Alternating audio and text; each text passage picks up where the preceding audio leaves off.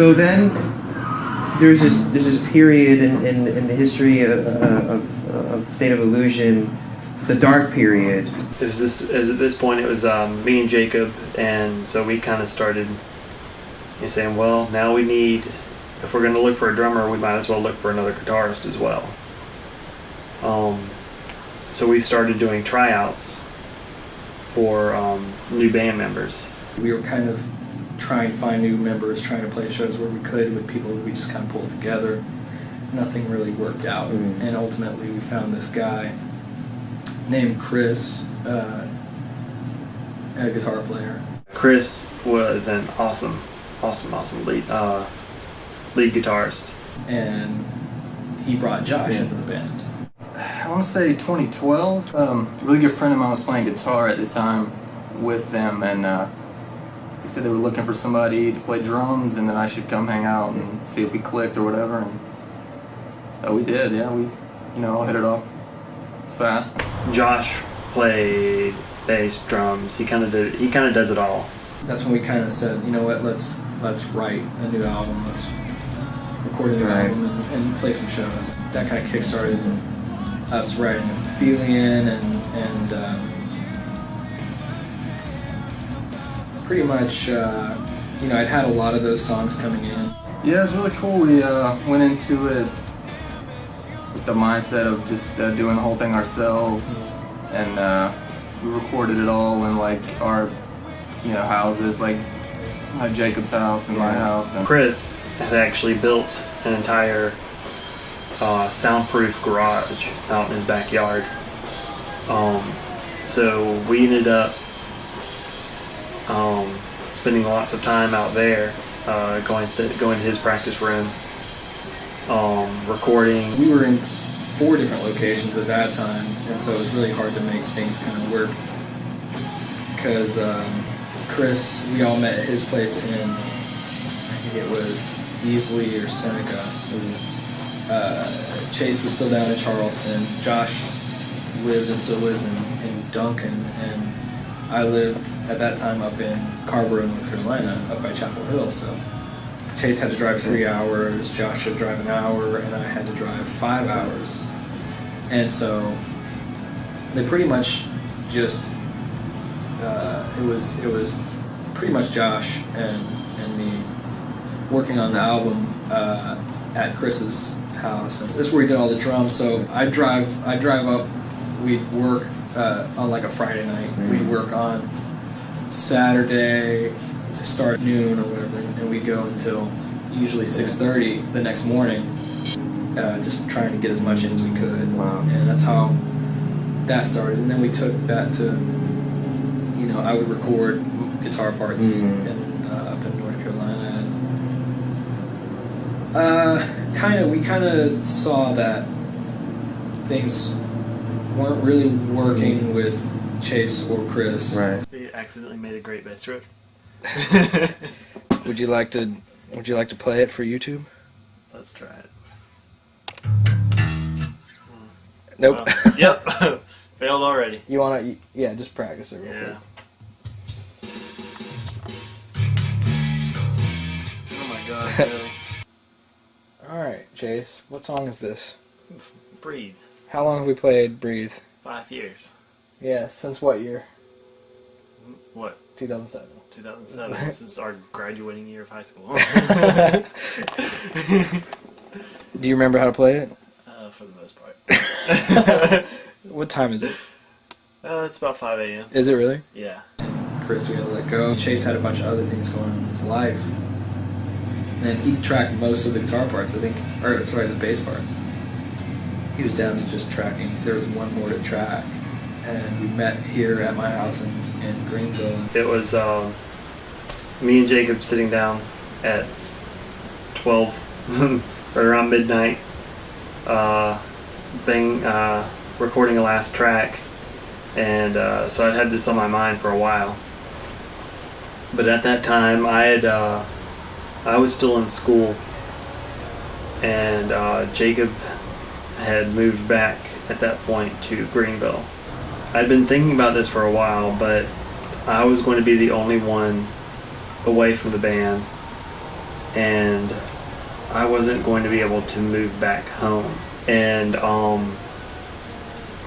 told him that I decided that to be fair to the band, to let them be able to, expand themselves more, because I was going to be unable to come to practices, come to shows, come to anything like that. That I was leading the band, just to be more fair to them.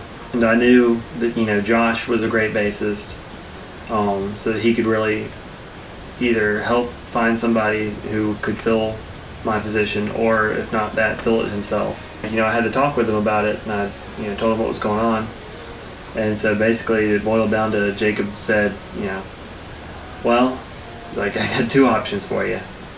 He's like, if you really want to, try and make the band work, he's like, which I really want you to do, we can go ahead and finish out this last track.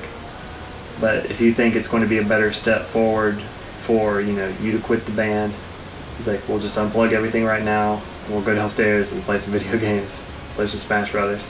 And he says, let's go play some video games. And that's kind of how that ended. So for me, it was, there was no ill intent or anything behind me leaving the band. It really was a bittersweet thing. I was pretty upset. Because, this has been, something, I've been with for 7 years at that point. Like, it was a big part of my life.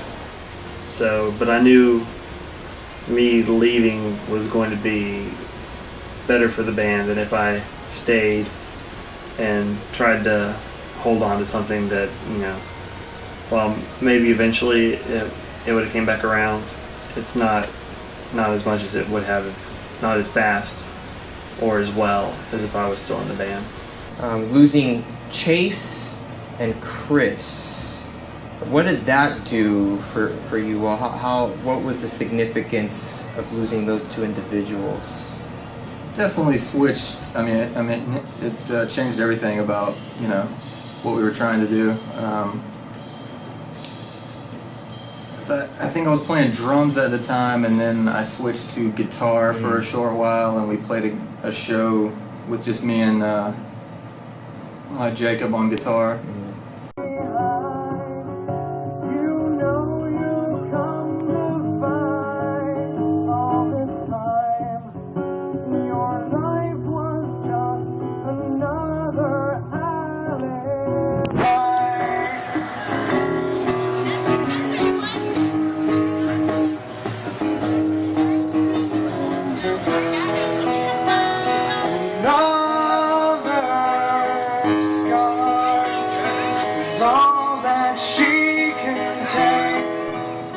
And then I think Chase was still in the band at that point, and he left, and then I switched to bass, and then that kind of just started the snowball rolling there. For you, is that,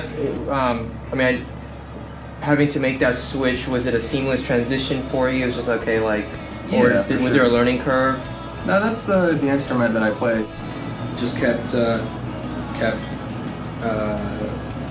with the two of us, he did all the bass tracks, all the drum tracks except for the couple that Chet did originally.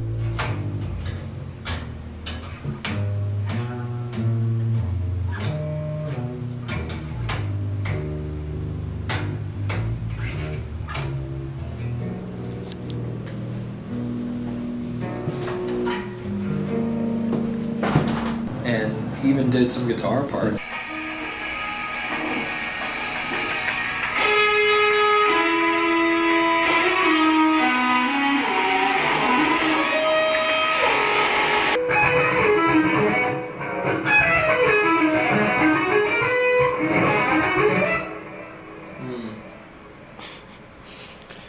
Nope.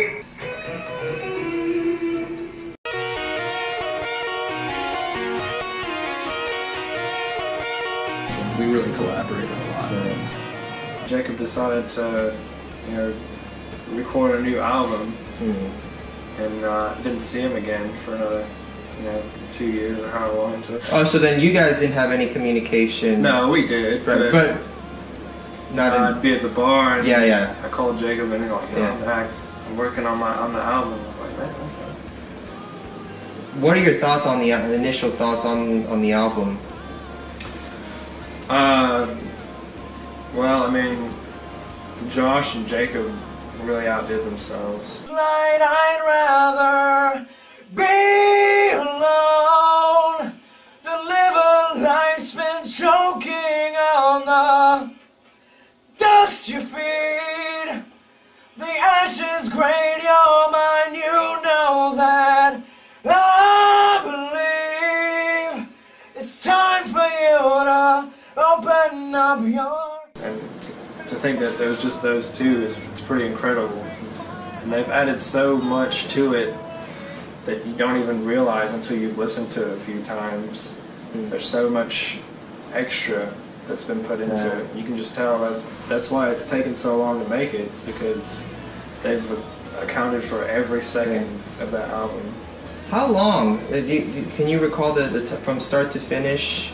How long it took for that album to get put together? At least 2 years. 2 years. Oh yeah. So basically during that dark period where they weren't performing, but stuff was, the creation was there. They were working on a new album. Right.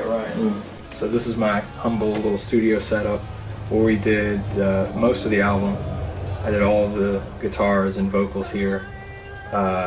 We did all the drums at Chris's house really early on in the game, except for the drums that Chet did.